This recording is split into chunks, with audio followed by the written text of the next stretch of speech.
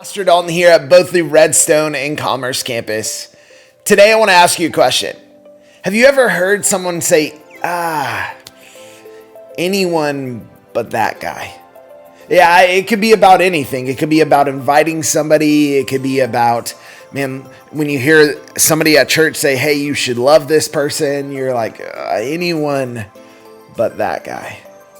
You see, each of us probably could think of somebody in our life that we would say, anyone but that person.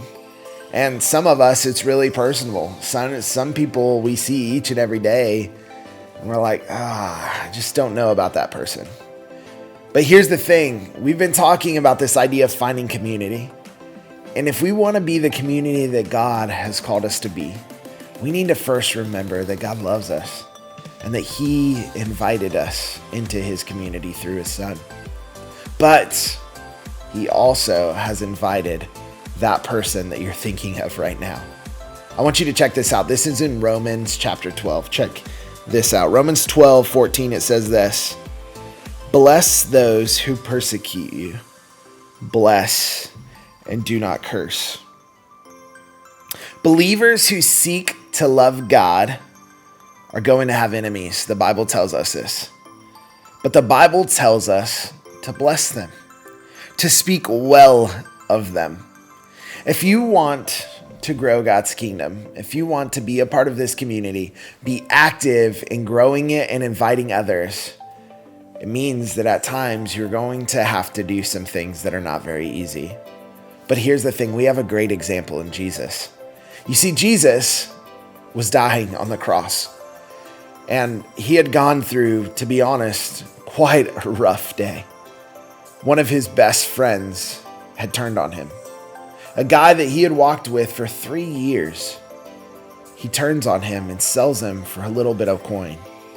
And in this moment, He's persecuted and He's put to trial on something, to be honest, that He is absolutely innocent for. But He still gets sent to die on the cross. And in this moment, Jesus, while He's hanging there, prays to the Father. He says, Lord, they don't know what they're doing. Forgive them. You see, Jesus in that moment teaches us something really important about this. There isn't anyone in His mind that can't come to Him. You see, in this moment, how we might say anyone but that guy, we need to be thankful that God didn't say that about us. Because Jesus did that for you and for me. Jesus looked at us and said, that guy, that girl, I'm dying for. How does that impact the way you live this week? How does that impact you inviting others into His community? How does that impact the way you tell people about Jesus' love?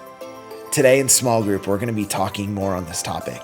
This idea of loving our enemies and how being a part of God's community should challenge us to invite those people into our community as well, because God invited you even when you didn't deserve it.